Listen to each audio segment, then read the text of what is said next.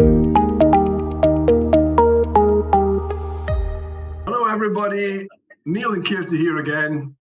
A very warm welcome to this, the 7th episode of Rethink's mini podcast series, designed to shine a spotlight on the facets of the UAE's corporate tax legislation most relevant to your business and your investments, and to bring clarity and comprehension to some of the more technical aspects, so you are in great shape, in good time, to deal with this new challenge on the horizon. Hi, Keerthi. Hi, Neil. I can't believe it's episode 7 already. How time passes. Indeed. Okay, well, I think first of all, we should update our viewers on the recent development, the recent cabinet decision relating to small business relief. Sure. FTA published a few cabinet decisions very recently. One of those is very evidently important than the others, which is small business relief. Businesses except multinational entities and qualifying free zones that have a revenue up to 3 million dirhams will be eligible for small business relief. We can call this a tax-free status. We have issued a full briefing memorandum on this on our website. Feel free to go to our website for further details. Well, thanks for briefing us on that, Keerthi. But I must say, I thought by now we'd be able to update our viewers on how the other aspects of the legislation have been left, let's say, a bit up in the air, have been clarified by cabinet decisions. I'm thinking in particular of the definition of qualifying income for free zone entities, which is very, very important. But there are several other important areas on which we're awaiting elucidation, as we've discussed in previous podcasts, aren't there? Yes, there are. It is surprising and it does making planning more challenging for sure. But the issues are complex and it is important that the government gets it right rather than rush into something that does not work in the UAE context. Yeah, no, I think you're absolutely right there, Keerthi. It's for sure that's the right view on things. Anyway, if you found our podcasts to be useful, helpful up to this point, then we give you a QR code here which you can scan and you can subscribe so you don't miss any future podcasts. In this episode, we're going to talk about the financial services sector. And of course, being a corporate tax podcast, we're going to talk about the corporate tax implications for the financial services sector. And just a little bit of a recap, because in recent podcasts, we've covered a couple of areas which are very important to this subject. The first one being the CT impact on free zone entities, given that there's a very high percentage of the financial services sector constituted in the financial free zones, ADGM and DIFC, and also the concept of tax transparency, and the relevance of that will become evident as we go through this podcast. What we're not going to cover, though, is the various types of financial services businesses, whether that be banking, insurance, mortgage-related companies, accounting and other ancillary support businesses, etc. And we're also not going to talk much about how they're regulated. We leave that to the experts in the field. And amongst those experts are our colleagues in Rethink's regulatory and compliance practice. And we've given you there a QR code that you can scan to get straight through to some further details about this matter. Let's talk a little bit about the importance of the financial services sector to the UAE. The UAE has rapidly become a world leader in asset and wealth management, and is now one of the go-to destinations for the financial services industry. And in turn, the financial sector has become an important element of the UAE economy, now accounting for around about 10% of GDP. And the UAE is offering robust regulated investment fund regimes and fund vehicles for investment funds and investors alike. And it's true to say that corporate tax is a chance for the UAE to boost investor trust and further strengthen its position as a go-to destination for the financial services sector. So just as a precursor, if you like, to our discussion on some of the specific aspects of the legislation relating to the financial services sector, as we said, we're covering the financial services sector in general, but also we're going to drill down a bit into a couple of areas which are covered specifically in the legislation, those being investment funds and investment fund managers. So as a precursor to that, I thought it'd be useful if we had a very simple definition, some detail as to what an investment fund and an investment fund manager is. So an investment fund, in very simple terms, is a pool of capital in which a number of investors pay into, and the funds are used to collectively invest in financial securities such as stocks and bonds. An investment fund manager researches and determines the best stocks and bonds and other securities to invest in, which fit the best, which have the best fit, if you like, to the prospectus of the investment fund, and then goes on to buy and sell those securities. And in terms of the specifics, UAE specifics for investment funds and fund managers, then of course they can be established either in one of the financial free zones, such as DIFC or ADGM, or they can be established in the mainland. No matter where they're established, of course, they are subject to regulation, and the regulatory authorities for DIFC, it's the Dubai Financial Services Authority, the DFSA. For ADGM, it's the Financial Services Regulatory Authority, the FSRA, and for mainland, it's the Securities and Commodities Authority.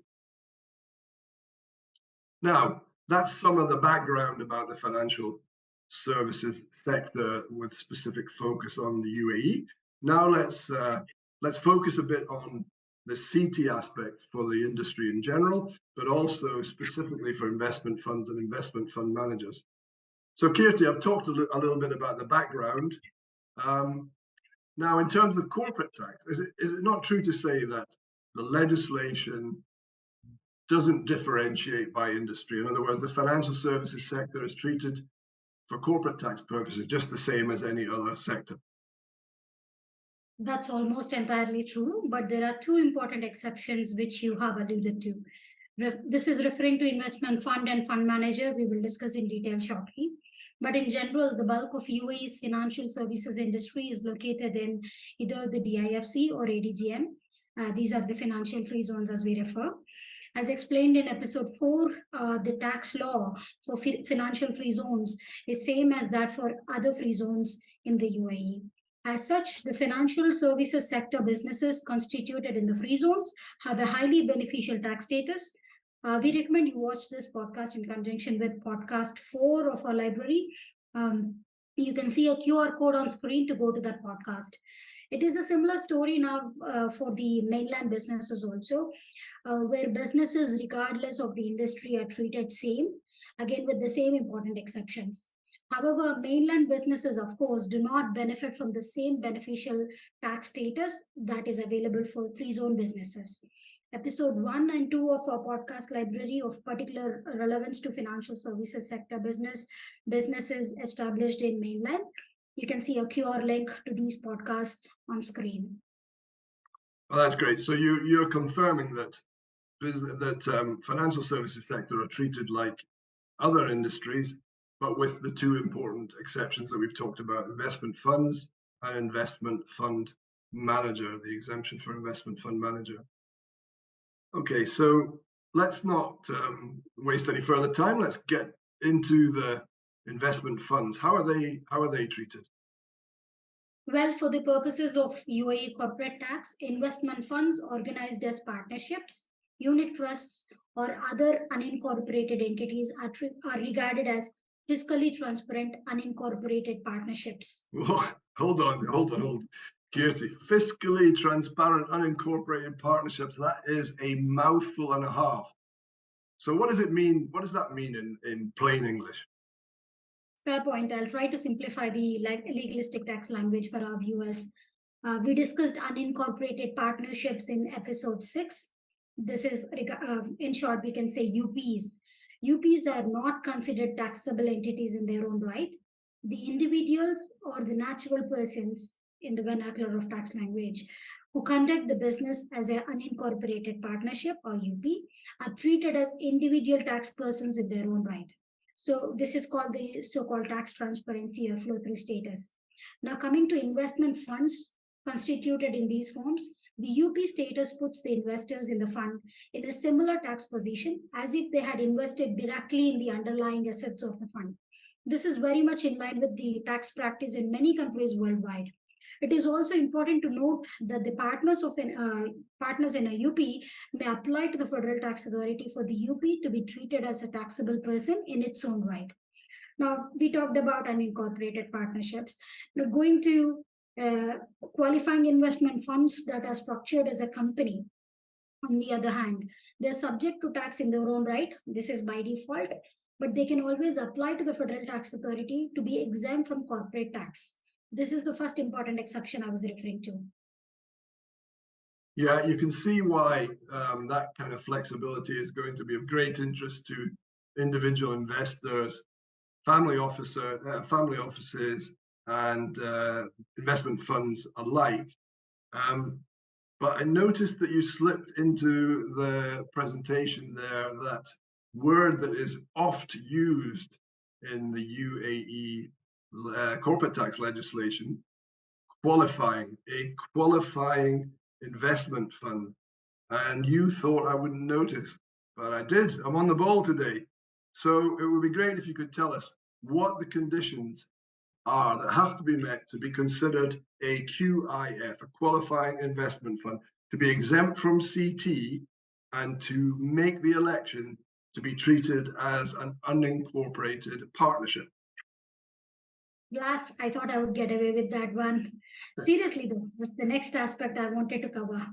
An investment fund that complies with 4 particular conditions will be qualified as a qualifying investment fund. So going to the first condition, the investment fund or the investment fund's manager is subject to regulatory oversight of a competent authority in the UAE or a foreign competent authority that is recognized for this particular article. As previously mentioned, in the UAE, these are DFSA in DIFC, FSRA in ADGM, and SCA in the mainland. Now, going to the second condition, the interests in the investment fund are traded on a recognized stock exchange in the UAE or an equivalent stock exchange outside UAE. Now, as per the corporate tax law, a recognized stock exchange is any stock exchange established in the UAE that is licensed and regulated by a relevant competent authority. For example, NASDAQ Dubai, Abu Dhabi Securities Exchange, or Dubai Financial Market. Yeah. As an alternative to this particular condition, the FTA also provides that the investment fund, which are marked and marketed as available sufficiently and widely to investors, would also qualify as a qualifying investment fund. This would mean that the funds that are distributed privately or circulated privately are not eligible for the exemption. Now, going to the third condition, it refers to as main or principal purpose of the investment fund as not to avoid corporate tax. And the fourth condition is a placeholder set by the Ministry of Finance to issue conditions in the future. Okay, thanks, Keerthi. That's very clear. Do the exemption application provisions extend to investment fund managers? And do they extend to any SPVs held by the fund? Sure. The Act refers to investment fund manager as an investment manager. The investment manager is defined by the FTA as a person who provides brokerage or investment management services and is subject to regulatory oversight of the competent authority in the UAE. Now that we know who is an investment manager under the corporate tax law, typically investment fund managers are established as a company. The investment fund manager, if resident in the UAE or operating through a permanent establishment in the UAE, will be subject to tax in its own right, and it is not eligible for the exemption available to the investment funds. The concept of permanent establishment is a complex and involved subject. We will discuss that in a future podcast. Now, coming to holding companies and other special purpose vehicles used by the investment fund, on the other hand, they can apply to the Federal Tax Authority for the same UAE CT exemption granted for the investment fund.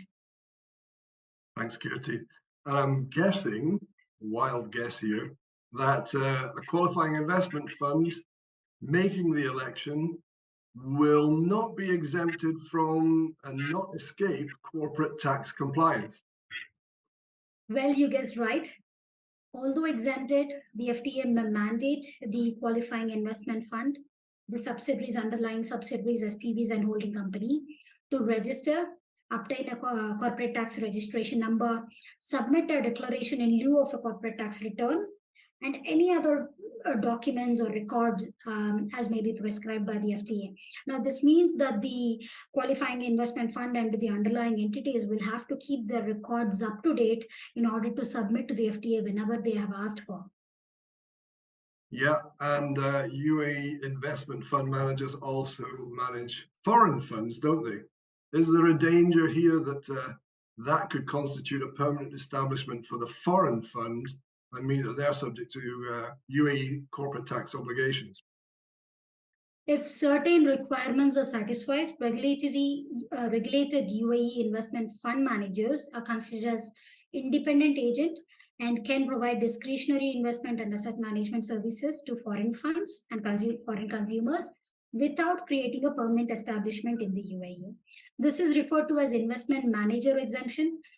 This is the second important exception I was referring to previously. This aligns with the general definition of a permanent establishment, which is which is known internationally, which excludes independent agent subject to certain terms and conditions. Now, in the interest of brevity, we will not list the conditions required for an investment fund manager to be considered as an independent agent while acting on behalf of a non-resident person, but you can always refer to Article 15 of the legislation for further conditions to comply with here. Yeah.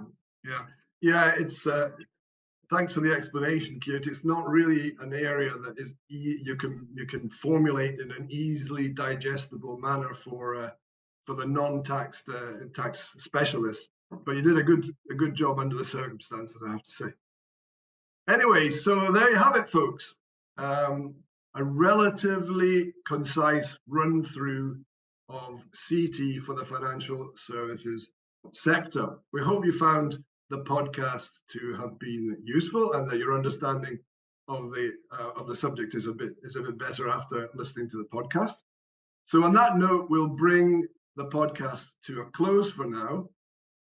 The next podcast, as you can see on the screen there, we're going to change tack completely and pivot in another direction altogether, still very much CT focused, but much more practical in nature. We are going to look at the accounting and administrative functions of a business and what they need to be doing in terms of systems, processes, procedures, etc., to implement the requirements of corporate tax. We'd also like to know from you if there's any particular subjects that you'd like us to cover in future podcasts. So if you have any requests, please leave them in the comments section below and we'll endeavor to cover those in future podcasts. But in the meantime, we wish you a very pleasant rest of the day and we hope to see you next time. Thank you for your time. Thank you. Thanks a lot.